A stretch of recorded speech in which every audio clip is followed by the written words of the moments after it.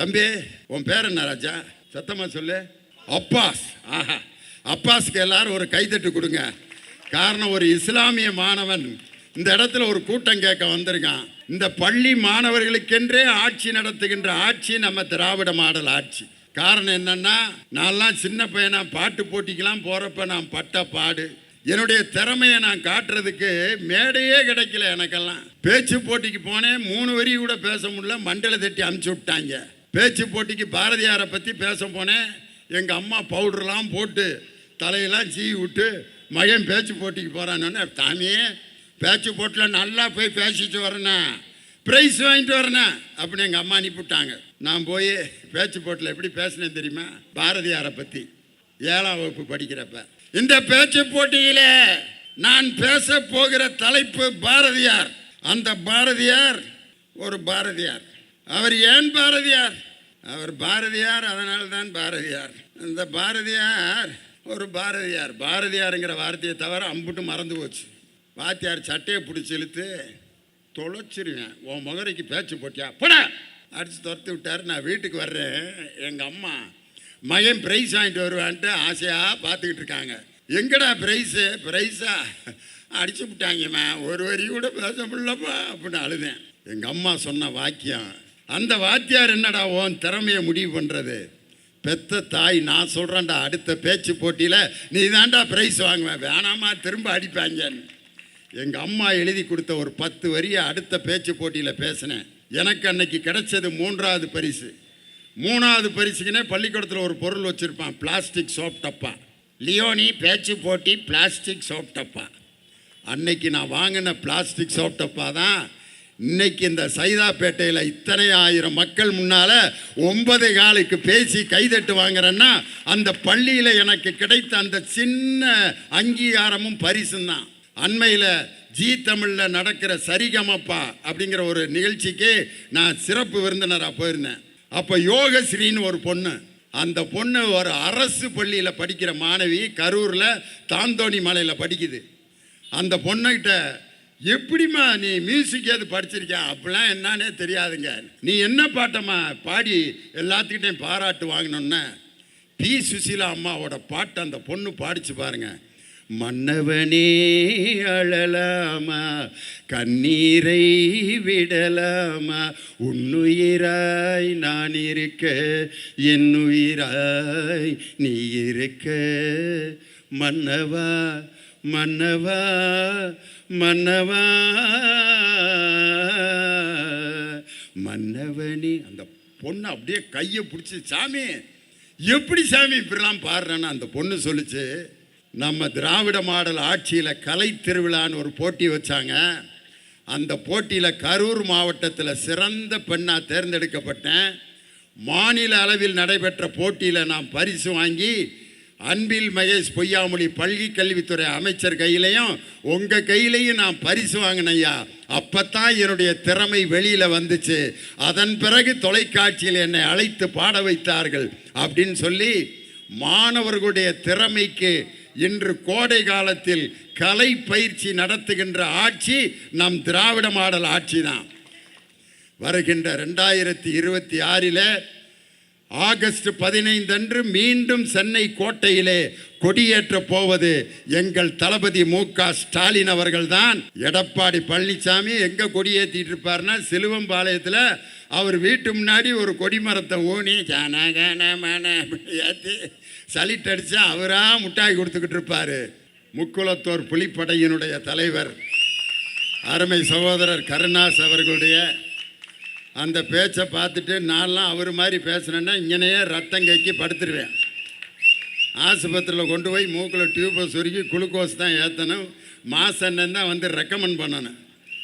காரணம், நாங்கள்லாம் பட்டிமன்றத்தில் 3 மணி நேரம் பேசணும். அவர் மாதிரி சவுண்டை கொடுத்து பேசினோம்னா 5 நிமிஷத்தில் நான் உட்காந்துருவேன், மீதி 6 பேரும் பேசிட்டு போயிட வேண்டியது தான்.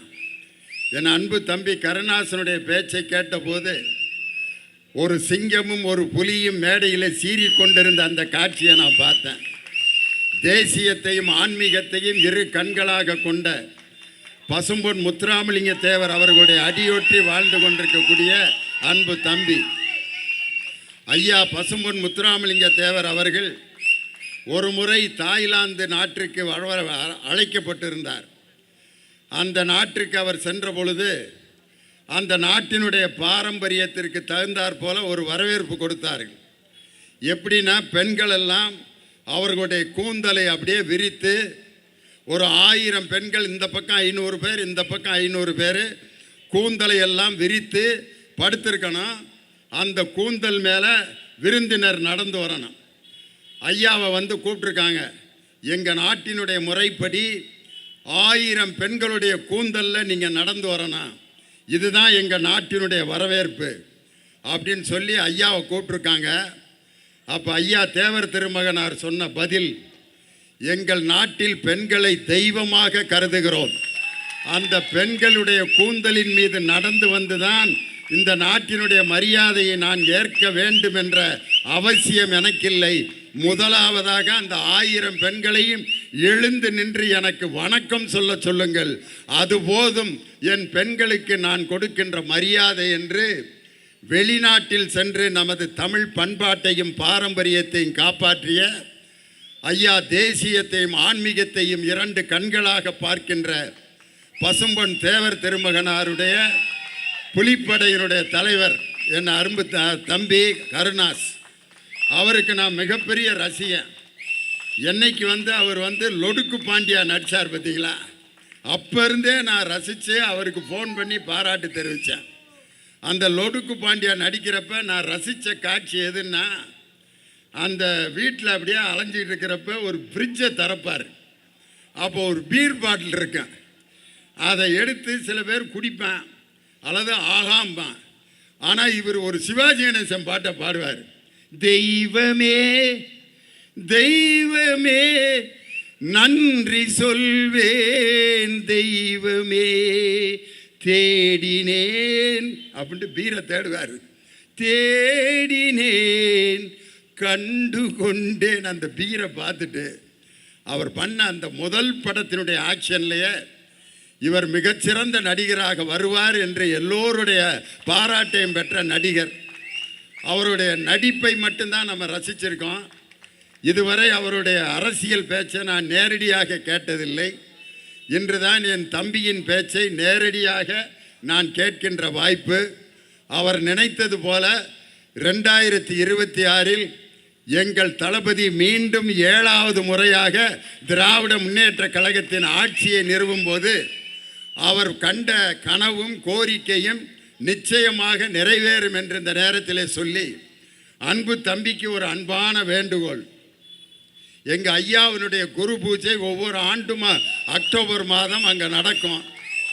அந்த நேரத்தில் ஐயாவினுடைய குரு பூஜை நடக்கும் பொழுது அவர் பிறந்த அந்த பசும்பொன் ஊரில் ஐயா பெயரில் ஒரு கல்வி நிறுவனத்தை நிறுவி, ஐயா பெயரில் ஒரு பல்கலைக்கழகத்தை அந்த இடத்தில் நீங்கள் உருவாக்குவதற்கு முயற்சி செய்ய வேண்டும் என்று தம்பியிடம் நான் அன்பான வேண்டுகோளை விடுக்கிறேன்.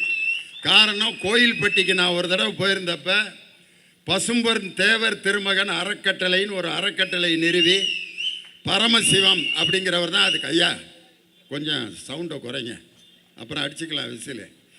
அந்த மாதிரி பசும்பொன் தேவர் திருமகனுடைய அறக்கட்டளையை தலைவராக பரமசிவன் ஒருத்தர் நடத்தி 3 பள்ளிக்கூடங்களையும் 2 கல்லூரிகளையும் ஐயா பெயரில் நடத்திட்டு இருக்காங்க.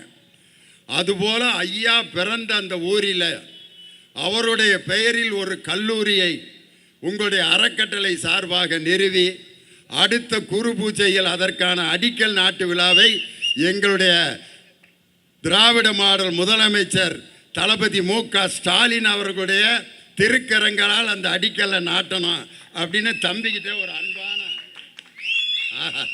செஞ்சிடறேன்னு சொல்லிட்டார். காரணம் என்னென்னா, உசிலம்பட்டியில் தான் ஐயா தேவர் திருமகனார் கல்லூரின்னு ஒன்று இருக்குது. அவர் பிறந்த ஊரில் இருக்கணும் அப்படின்னு என்னுடைய ஆசை.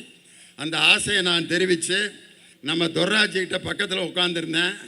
அப்போ சொன்னார், 6 மணிலேருந்து உட்காந்துருக்காங்கப்பா, நீங்கள் 8:45 ஆரம்பிக்கிறீங்க, ஒரு 10 நிமிஷத்தில் முடிச்சு விட்ருங்க, ஜனங்கள்லாம் நொந்து நூலாகி கிடக்கிறாங்கன்னார்.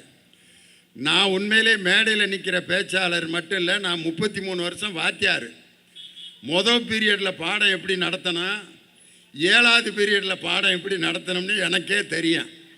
அந்த 7வது பீரியடு மணி அடிக்கிறதுக்கு எல்லாம் ரெடியாக உட்காந்துருப்பேன்.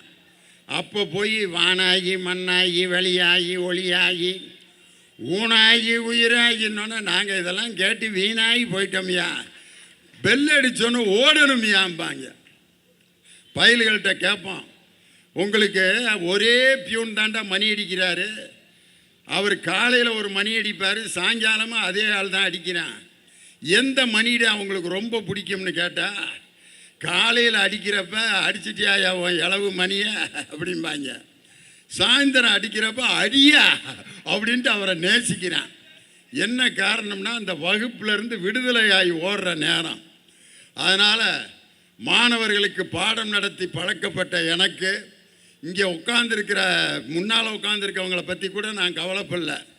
இந்த பின்னால் வயசான பெண்கள் எங்கள் அம்மாலாம் உட்காந்துருக்கு, ஒரு நரச்சதல் அம்மாவாக ஒரு 15 பேர் உட்காந்துருக்குதுங்க. அவங்கெல்லாம் இப்போ என்ன நினைக்கிறாங்கன்னா, இவன் டிவியிலே 1.5 மணி நேரம் பேசுவானே, இந்த ஆள் எப்போ பேசி முடிக்கிறது, நம்மெல்லாம் வீட்டுக்கு போகிறதுன்ட்டு அப்படி நினச்சிக்கிட்டு இருப்பாங்க. அதனால் நான் எவ்வளவு நேரம் பேசணுமோ அதை முதலையே நான் முடிவு பண்ணிட்டேன். அருமையான எங்களுடைய அண்ணன் துர்ராஜ் அவர்களுடைய தலைமையில் அந்த நிகழ்ச்சி நடக்குது. அவருடைய கலரை பார்த்தீங்களா, துர்ராஜ் அண்ணன் கருப்பு. இந்த கருப்பு பார்த்தீங்கன்னா பனைமரத்தில் மழை பெஞ்ச அளவுக்கு அப்படி ஒரு கருப்பு. இந்த கருப்பு சாதாரண கருப்பு அல்ல, தமிழனின் நிறம் இந்த கருப்பு தான், உழைப்பாளர்களுடைய நிறம் இந்த கருப்பு தான். அதனால தான் விஜய் கருப்பு தான் எனக்கு பிடிச்ச கலரு, என் கண்ணு 2 ஒன்றை மயக்கம் 1000 வாட்ஸு பவர்னு எழுதினார். அப்படிப்பட்ட மேடையில் இருக்கிற எல்லாருடைய பேரையும் சொல்லணும்னு எனக்கு ஆசை தான். ஆனால் ரவ்வு பகலாகி ராவணன் கதையாயிரும். ஆனால் இங்கே உட்காந்துருக்கிற நம்ம சகோதரிகள்லாம் இவ்வளவு மகிழ்ச்சியாக இந்த நேரத்தில் உட்காந்துருக்கிறதுக்கு காரணம் நம் தளபதி மு.க. ஸ்டாலின் அவர்களுடைய ஆட்சியில் சகோதரிகள் தான் இன்னைக்கு மகிழ்ச்சியாக இருக்கிறார்கள், தாய்மார்கள் தான் இன்னைக்கு மகிழ்ச்சியாக இருக்கிறாங்க. அதனால தான் அவருடைய திட்டங்களையெல்லாம் இன்னைக்கு வரிசையாக சொல்லலாம். அந்த திட்டத்தை பூரா வரிசையாக ஒரு 10 திட்டத்தை வரிசையாக சொல்கிறேன்.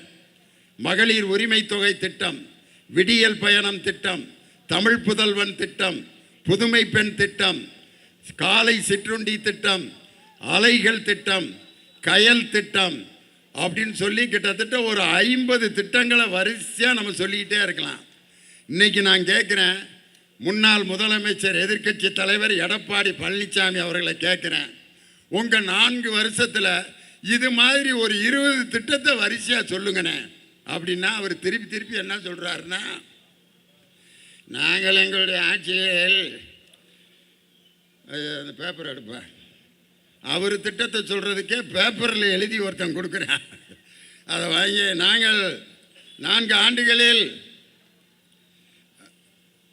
15 தாலுகாக்களை உருவாக்கினோம், 3 மாவட்டங்களை உருவாக்கினோம், கால்நடை பூங்காவை ஆரம்பித்து திறக்காமல் மூடி வைத்திருக்கிறோம், வேளாண் மண்டலத்தை அறிவித்தோம். இதையே தான் திருப்பி தேஞ்ச ரெக்கார்டு மாதிரி பேசிக்கிட்டே இருக்கார். எங்கள் பள்ளிக்கூடத்தில் ஒரு பாட்டு போட்டி நடத்தினா ஒரு பையன் வந்து அவ்வளவு பந்தா பண்ணிட்டு மேடைக்கு வந்தான் பாடுறதுக்கு. என்னடா இவ்வளவு பந்தாவாக மேடைக்கு வர்றான், பின்னி எடுக்க போகிறான் போல இருக்க பாட்டுன்ட்டு. என்ன பாட்டுறா பாட போகிறான்னா, முத்தமிழறிஞர் டாக்டர் கலைஞர் எழுதின மறக்க முடியுமா படத்தில் காகித ஓடம் பாட்டை பாட போகிறேன்னா. ஆஹா, நமக்கெல்லாம் ரொம்ப பிடிச்ச பாட்டுன்ட்டு ரொம்ப ஆசையாக உட்காந்து கேட்க போனேன். எப்படி பாடினான்னு தெரியுமா? காகித ஓடம் காகித ஓடம் காகித ஓடம் காகித ஓடம் காகித ஓடம் காகித ஓடம் காகித ஓடம் காகித ஓட்டே. என்னடா ஒரு வரியை வச்சே முடிக்க போற, என்ன இருக்கு சார் பாடவா? அண்ணா பாடுறான்னு. காகித ஓடம் காகித ஓடம் காகித ஓடம் காகித ஓடம் காகித ஓடம் காகித ஓடம் காகித ஓடம் காகித ஓடம். அரஞ்சனா ராஸ்கல் எவ்வளோ முக்கியமான பாட்டை ஒரு வரியை வச்சே பாடிட்டியாண்டு. இந்த தேஞ்ச ரெக்கார்டு வேறு யாரும் இல்லை, எடப்பாடி பழனிசாமி தான். நாங்கள் 5 தாலுகாக்களை உருவாக்கினோம், 3 மாவட்டங்களை உருவாக்கினோம். எங்கள் தலைவர் ஆரம்பித்த மாதிரி மகளிர் உரிமை தொகை போன்ற ஒரு திட்டத்தை எடப்பாடி பழனிசாமி அவர்களால் சொல்ல முடியுமா? ஏன் இந்த திட்டத்தை என் சகோதரிகள் கையில் கொடுத்தாரு தெரியுமா? இன்றைக்கி முன்னால் நம்ம சகோதரர்கள்லாம் உட்காந்துருக்காங்க.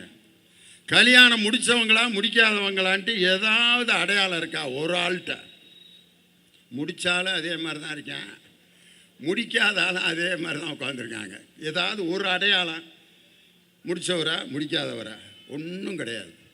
ஒரு மொழி மட்டும் வச்சுருப்பாங்க. இந்த இப்படி எப்பட்றா கல்யாணம் ஆகி 15 வருஷம் ஆகுதியா?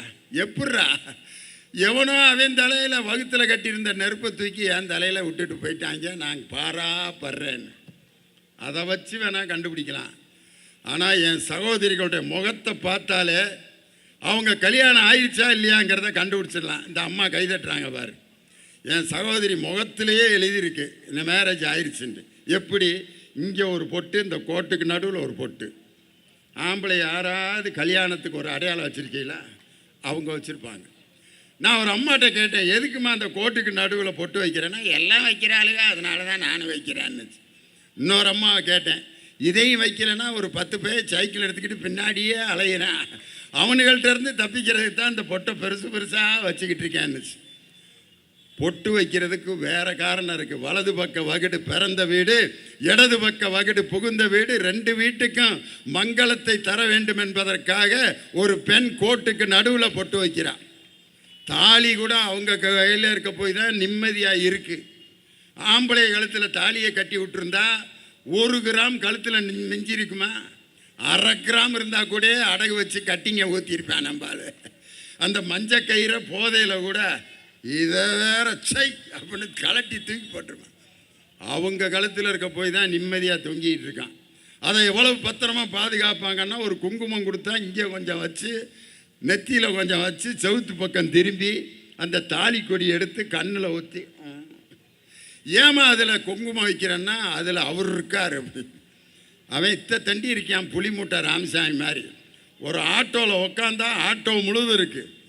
ஆனால் அந்த ஆள் அந்த மஞ்சள் கயிற்றுல இருக்கான் நம்பி பொட்டு வச்சு பாதுகாக்கிறாங்க.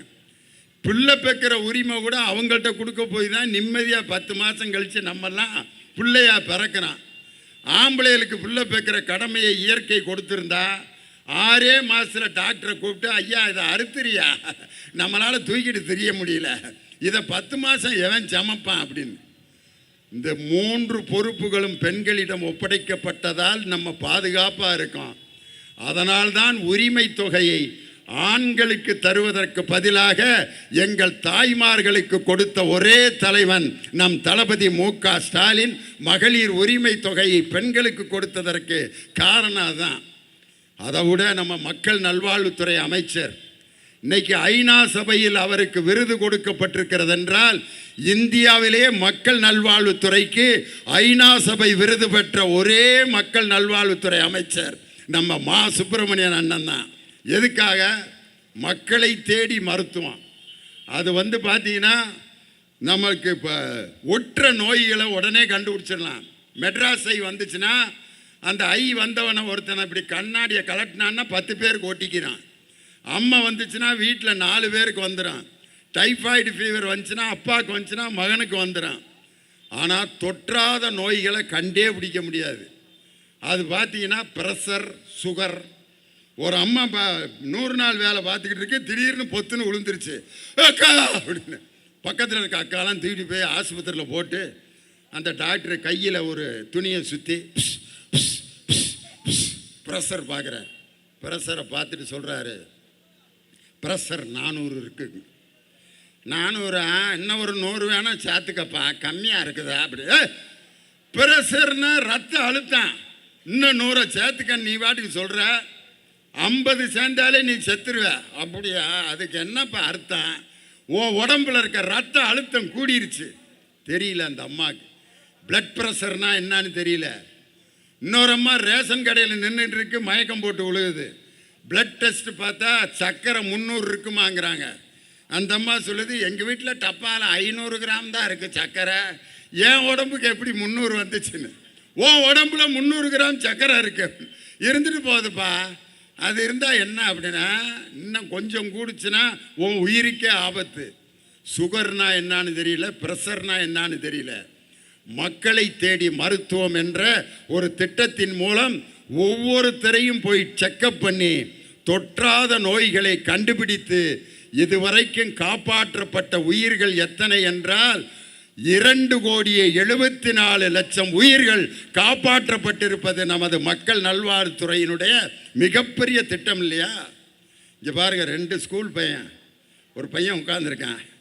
அவன்லாம் அரசியல் கூட்டத்துக்கு காசு கொடுத்தா கூட வருவான் ஐயா. அவன் வந்து உட்காந்துருக்கானா, நாளைக்கு இவன் கூட மாவட்ட செயலாளராக வருவான் திமுகவில். என்ன ஜம்முன்னு உட்காந்துருக்கான் பாருங்க. தம்பி, உன் பேர் என்ன ராஜா? சத்தமாக சொல்லு. அப்பாஸ். ஆஹா, அப்பாஸ்க்கு எல்லாரும் ஒரு கைதட்டு கொடுங்க. காரணம், ஒரு இஸ்லாமிய மாணவன் இந்த இடத்துல ஒரு கூட்டம் கேட்க வந்திருக்கான். இந்த பள்ளி மாணவர்களுக்கென்றே ஆட்சி நடத்துகின்ற ஆட்சி நம்ம திராவிட மாடல் ஆட்சி.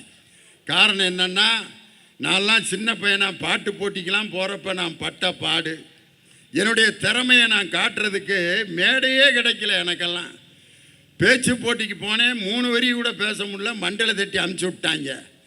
பேச்சு போட்டிக்கு பாரதியாரை பற்றி பேச போனேன், எங்கள் அம்மா பவுடர்லாம் போட்டு தலையெல்லாம் சீவி விட்டு, மகன் பேச்சு போட்டிக்கு போகிறான்னு, தாமியே பேச்சு போட்டில் நல்லா போய் பேசிட்டு வரேண்ணே, ப்ரைஸ் வாங்கிட்டு வரேண்ணே அப்படின்னு எங்கள் அம்மா அனுப்பிவிட்டாங்க. நான் போய் பேச்சு போட்டில் எப்படி பேசினேன் தெரியுமா? பாரதியாரை பற்றி 7ஆம் வகுப்பு படிக்கிறப்ப. இந்த பேச்சு போட்டியில் நான் பேச போகிற தலைப்பு பாரதியார். அந்த பாரதியார் ஒரு பாரதியார். அவர் ஏன் பாரதியார்? அவர் பாரதியார், அதனால தான் பாரதியார். இந்த பாரதியார் ஒரு பாரதியார். பாரதியாருங்கிற வார்த்தையை தவிர அம்புட்டு மறந்து போச்சு.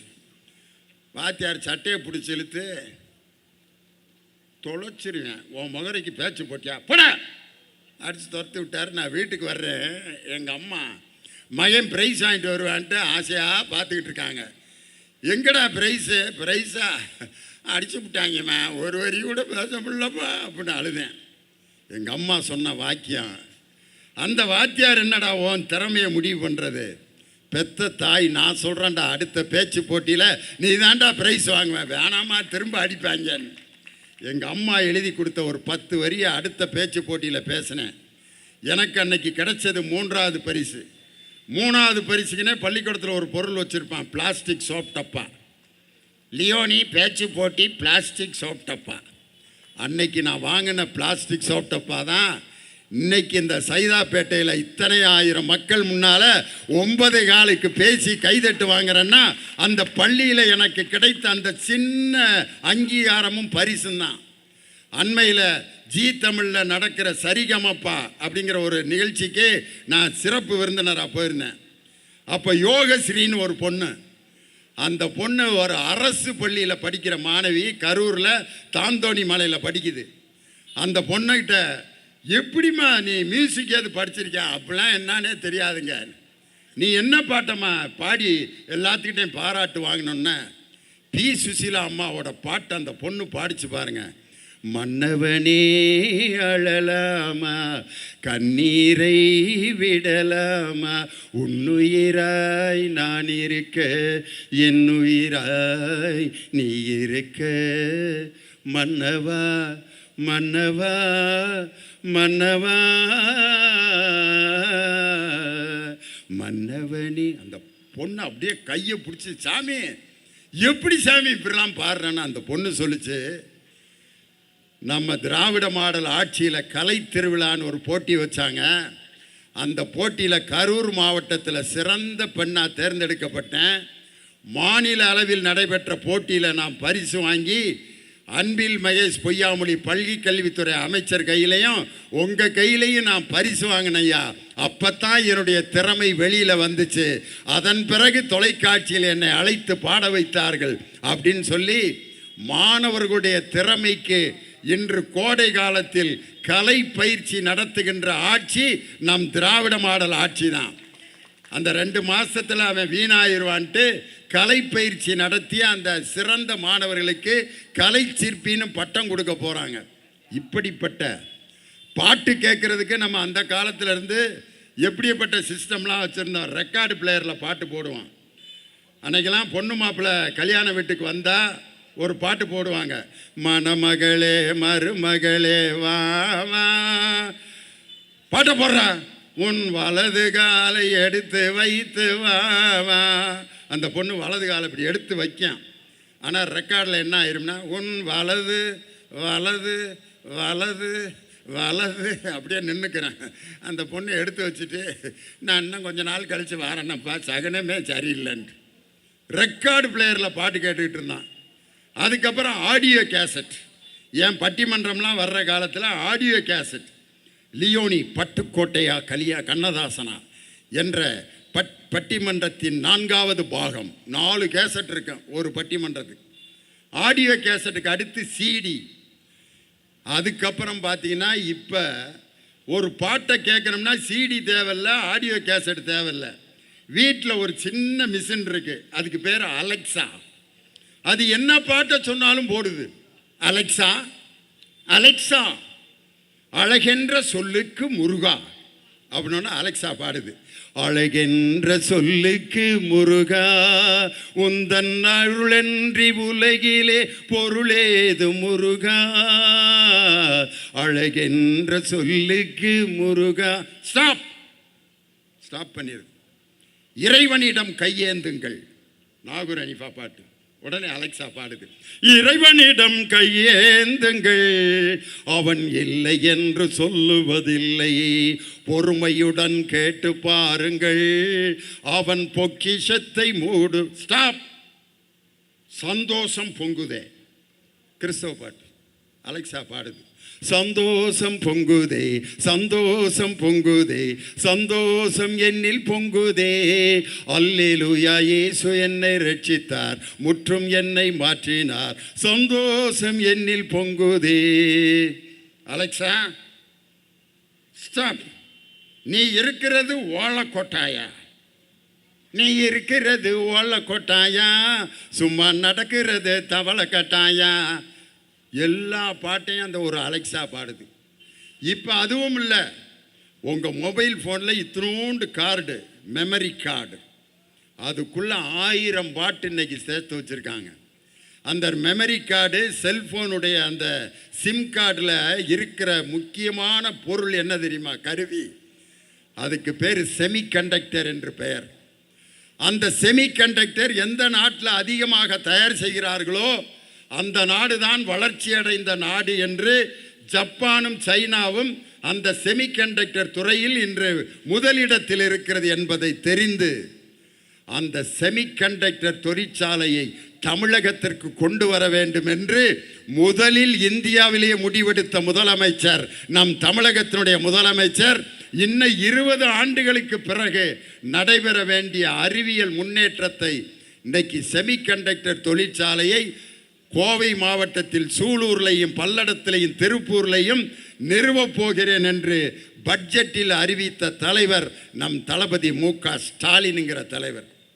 அதே மாதிரி பெண்களுடைய உழைப்புக்கு என்ன மரியாதை இருக்குன்னு நினைக்கிறீங்க? பெண்களுடைய உழைப்புக்கு கொத்தனார் கலவை எடுத்து இந்த ஆடு ஆடி பூசுவார் சாரத்தில் உட்காந்துக்கிட்டு. அந்த கலவை உண்டாகிற இடத்துலேருந்து சட்டியில் தூக்கிட்டு அந்த சாரத்தில் 5 படிக்கட்டு ஏறி அந்த கலவையை கொட்டுறது யார்? சித்தாள், பெண்கள். அதுக்கு பேர் ஏன் சித்தாளுன்னு வச்சுருக்கான் தெரியுமா? பெரியாளுன்னு வச்சா சம்பளம் கொடுக்கணும் நிறையா. சித்தாள். கொத்தனாருக்கு 2000 ரூபா, சித்தாளுக்கு 500 ரூபா. உட்காந்து கலவை இப்படி தட்டுறவர் 2000 ரூபா வாங்குறாரு. கலவை அங்கேருந்து தூக்கிட்டு வர்ற சித்தாளுக்கு 500 ரூபா. அதே மாதிரி சமையல் பண்ணுற மாஸ்டர் அஸ்டோரியா ஒரு கரண்டியை தூக்கிட்டு இப்படி தோலில் வச்சுட்டு வருவார். கிண்டுற வேலை மட்டும்தான் அவர் பார்ப்பார். வெள்ளைப்பூடு உரிக்கிறது, வெங்காயம் உரிக்கிறது எல்லாம் அந்த பொம்பளைங்க. அதுகளுக்கு பேர் என்னென்னா இலையெடுக்கிற பொம்பளைய. ஒரு 15 பேருங்க ஒரு நாளைக்கு 500 ரூபா கணக்கு போட்டுக்குங்க. மாஸ்டருக்கு 5000 ரூபா சம்பளம், வெங்காயம் விற்கிற அம்மாவுக்கு 500 ரூபா சம்பளம். படிக்காத பெண்களின் உழைப்பு சிறுமைப்படுத்தப்படுவதை தெரிந்து கொண்டு ஒரு பெண் படித்தால்தான் ஆண்களுக்கு சமமாக சம்பளம் வாங்க முடியும் என்று பெண்களின் கல்விக்கு முக்கியத்துவம் கொடுத்த ஒரே தலைவர் நம் தளபதி மு.க. ஸ்டாலின் என்ற தலைவர். பெண்கள் படிக்கணும்யா. இன்னைக்கு ஒரு எஸ்பியா இருக்கிற அம்மாவுக்கு பக்கத்தில் எல்லாம் அம்மா அம்மா அம்மா. ஏன்? அந்த அம்மாவிடம் இருக்கும் கல்வியும் அவரிடம் இருக்கக்கூடிய பதவியும் தான் ஒரு பெண்ணுக்கு கௌரவத்தை பெற்றுத்தரும் என்று பெண்களை படிக்க வைத்த தலைவர் நம்ம தலைவர். அதனால தான் இந்தியாவிலேயே அதிகம் வேலைக்கு போகும் பெண்கள் 41% வேலைக்கு போகும் பெண்கள் இருக்கும் மாநிலம் நமது தமிழ்நாடு என்பதை இந்தியாவிலேயே முதல் மாநிலம் நம்ம தமிழ்நாடு. இப்படி பல முதலிடங்களை நமது தமிழ்நாடு பெற்றிருப்பதற்கு காரணம் நம் தமிழகத்தினுடைய முதலமைச்சர். வருகின்ற 2026 ஆகஸ்ட் 15 அன்று மீண்டும் சென்னை கோட்டையிலே கொடியேற்ற போவது எங்கள் தளபதி மு.க. ஸ்டாலின் அவர்கள்தான். எடப்பாடி பழனிசாமி எங்கே கொடியேற்றிட்டு இருப்பார்னா சிலுவம்பாளையத்தில் அவர் வீட்டு முன்னாடி ஒரு கொடிமரத்தை ஊனி ஏற்றி சலிட்டடிச்சு அவராக முட்டாய் கொடுத்துக்கிட்டு இருப்பார். மீண்டும் முதல்வராக போவது எங்கள் தலைவர் தான் என்று சொல்லி இந்த அருமையான கூட்டத்தை ஏற்பாடு செய்த சென்னை தெற்கு மாவட்டத்தைச் சேர்ந்த இந்த பகுதியைச் சேர்ந்த அனைவருக்கும் என்னுடைய வணக்கத்தையும் வாழ்த்துக்களையும் சொல்லி மீண்டும் நமது தலைவரை முதலமைச்சர் ஆக்குவோம். உதிக்கட்டும் உதய சூரியன். 2026 மலரட்டும் திராவிட முன்னேற்ற கழகத்தின் ஆட்சி. 72வது பிறந்த நாள் நம்ம தலைவருக்கு. அந்த 7-2 எதையும் காட்டுதுன்னா 7வது முறையாக திமுக ஆட்சிக்கு வர வேண்டும். அதுதான் 7. 2 என்பது எதை காட்டுகிறதுனா 2வது முறையாக தளபதி மு.க. ஸ்டாலின் முதலமைச்சர் ஆவார். அதுதான் 72வது பிறந்த நாள். அந்த பிறந்த நாளில் 7வது முறை திமுக ஆட்சிக்கு வர வேண்டும். 2வது முறையாக ஸ்டாலின் முதல்வராக வேண்டும் என்று சொல்லி உங்களிடமிருந்து விடைபெறுகிறேன். நன்றி, வணக்கம்.